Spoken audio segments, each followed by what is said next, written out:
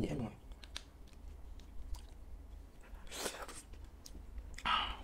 Súp mayonnaise mà chấm với đồ chiên còn gì bằng.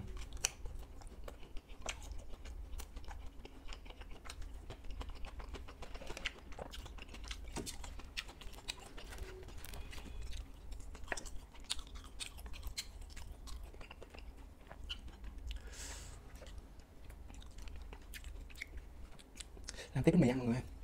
Sẽ nhét chả tôm vô, trứng cút, chả ốc, hồ lô.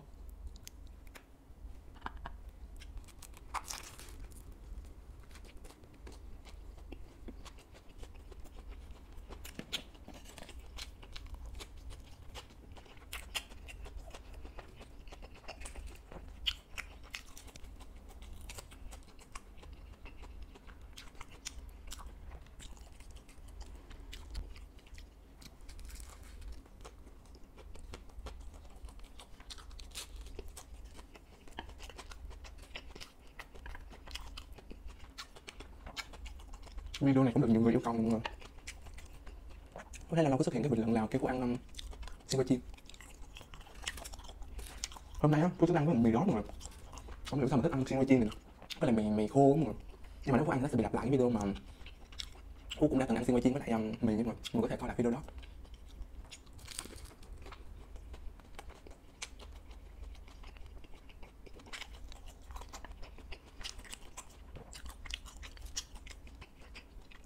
Đây là Phúc ăn với lại bánh mì, nhưng mà ăn với mì thì tiêu chuẩn mọi người, đúng bài luôn rồi.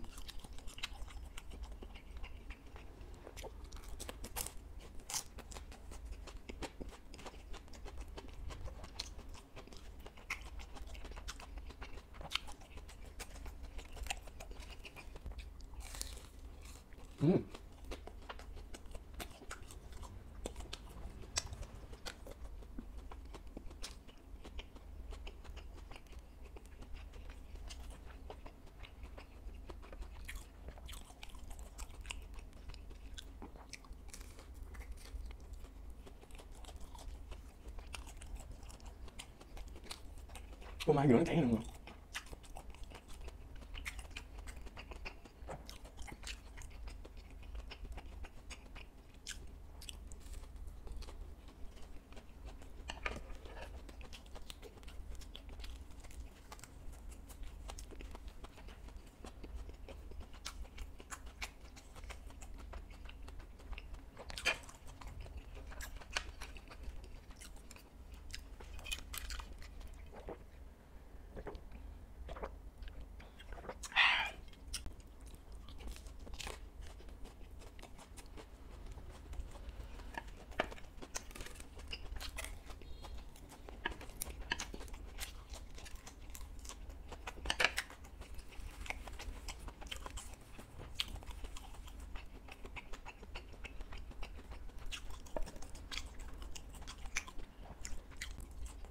Nhìn bên ngoài giống nhau, nhưng mà nếu không bị kỹ cái này nó sẽ trắng hơn mà.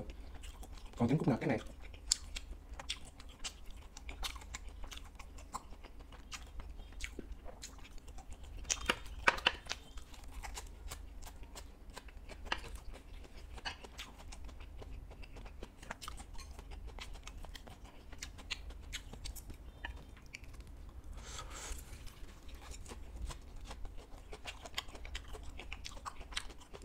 công nhận nó ăn là được chiên ngon game mà đáng hẹn.